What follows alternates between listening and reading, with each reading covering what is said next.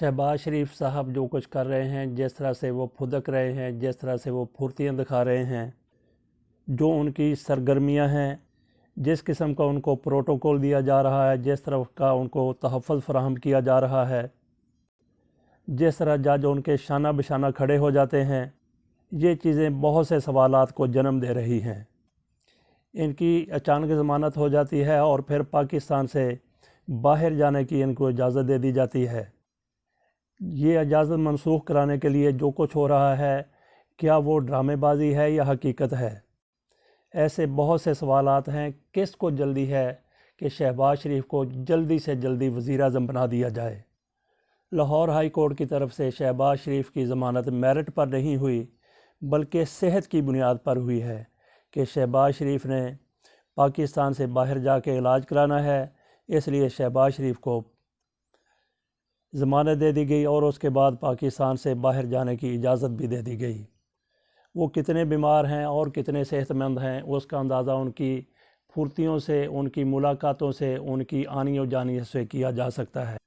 22 अप्रैल को जैसे ही उनको ज़मानत मिलती है, वो उसके चंद रोज़ के अंदर अंदर वो इस्लामाबाद होते हैं।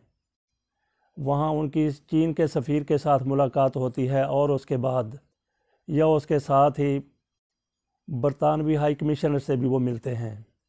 इन दो मुलाकातों के बाद उनकी तरफ से पाकिस्तान से बाहर जाने की दरख्वास्त दायर की जाती है। लाहौर हाई कोर्ट के चीफ जस्टिस जनाब कासम खान साहब इस हवाले से एक रुकनी बेंच बना देते हैं। अली बाकर नजफ़ी साहब समाअत करते हैं। जो कार्रवाई आम हालात में 2-3 माह में होनी चाहिए, वो 7-8 घंटे में मुकम्मल करके शहबाज शरीफ के हाथ में पाकिस्तान से बाहर जाने का इजाज़तनामा थमा देते हैं।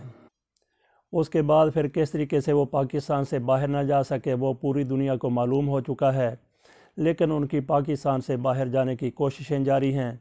दरमियान में ईद की छुट्टियां आ गईं। ईद की छुट्टियों के बाद इनकी तरफ से तौहीन अदालत के हवाले से भी कोई दरख्वास्त दायर की जा रही है। शहबाज शरीफ को बाहर भिजवाने से जजों को शहबाज शरीफ से भी ज़्यादा दिलचस्पी और जल्दी मालूम हो रही थी।